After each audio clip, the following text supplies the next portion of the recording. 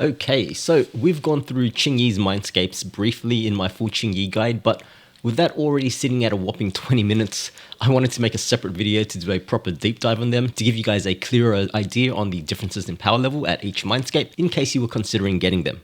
So we'll cover all the interesting Mindscapes at 1, 2, 4, and 6, and then I'll do some solo no-hit showcases with Qingyi to show you guys her true power at M6. Alright, so first up, we've got M1 Insulation Breakdown. So this is what I recommended stopping at for low spenders looking for duplicates, as it provides 3 pretty nice upgrades. So the first one is that you start off every fight with full voltage meter, which is pretty nice to immediately stack your core passive buffs straight away. But the more interesting part of this Mindscape is that it provides a 30% accumulation rate increase to your voltage gain.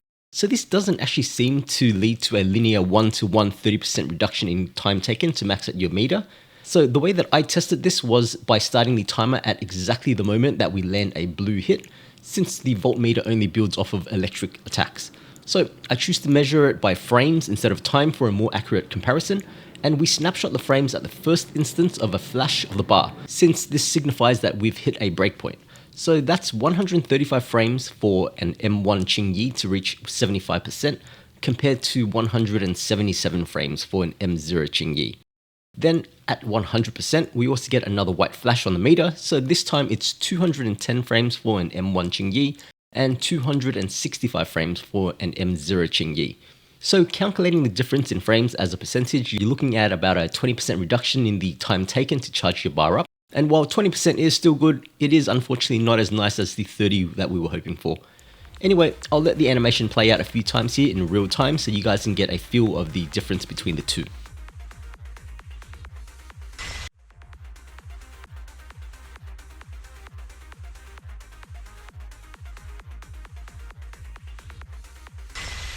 Next up, we'll look at the other component of her M1, and that's the 15% defense shred that's applied when you unload a full voltmeter charge attack on the enemy. So we'll get some real world values here from Zhu Yuan and compare the difference. So for our baseline, Zhu Yuan's EX special is dealing 13,321 and 8,881 on crits. Next, we'll swap in Qingyi and we'll use her charge attack with full voltmeter. So back over to Zhu Yuan now, and we'll use the EX special again, and there we go. 16,476 and 10,984. So that's 23.68% increase in total damage. So there we go. That's the reason why I say that M1 is the best stopping point, since you're getting 3 pretty good buffs for a single Mindscape. A guaranteed full bar at the start of every fight, a 20% reduction in voltmeter build-up time, and also a 24% damage boost to your nuke damage window. Okay, so next up we've got Qingyi's M2, Minimal Effort Maximum Impact. So this increases our stun damage multiplier bonus from subjugation stacks by 135%. So with a maxed out core skill, that brings us from 4% per stack to 5.4% per stack, which at 20 stacks takes us from an 80% bonus to a 108% bonus, which is quite significant.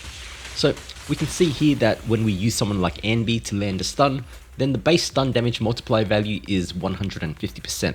Using an M0 Qingyi instead would give us a bonus of 80%, bringing that to 230. With an M2 Qingyi, however, that's now a whopping 258%. Okay, next onto M4. So this one gives you a shield equal to 10% of your health after you hit 75% on your voltmeter, and also when you use your charge attack.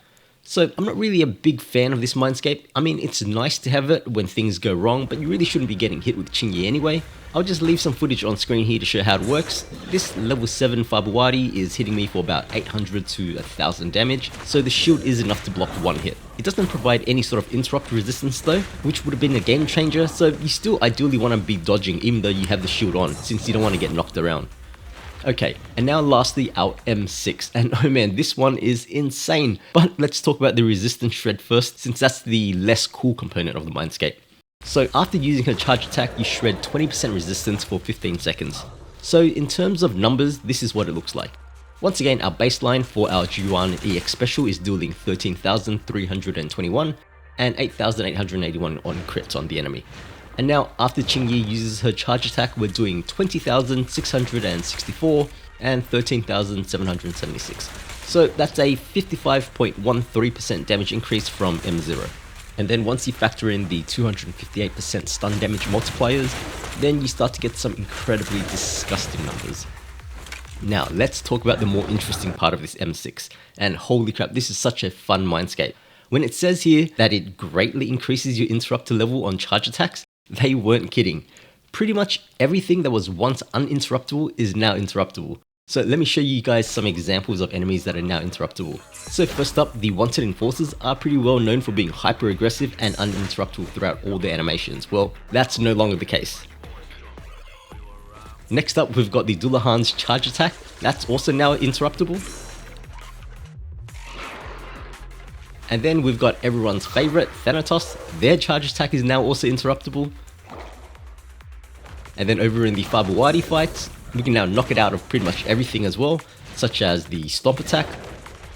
Or check this one out, even his shoulder charge attack just gets stopped immediately. And the thing is, this isn't just unique to elites, but it also works on bosses as well. So check out the Marionette twins here. You can interrupt them out of most of their spin attacks now, and the really hilarious part is that you can knock them out of their revive animation. So the funny thing is, whenever you knock them out of the revive animation, the one that's still alive has to reset and recast the revive again. So you can just keep doing this over and over again and they'll just never get the revive off. And so with that, I wanted to show you guys the power of M6 Qingyi in action. So I've done a couple of solo no-hit runs against some of the notorious hunt bosses, and I've also got a team fight showcase using a Zhuyuan team in Shiyu Defense Crit 7 to showcase her strength as a Zhuyuan support. So to start it off, let's look at how she performs by herself against the Marionette twins.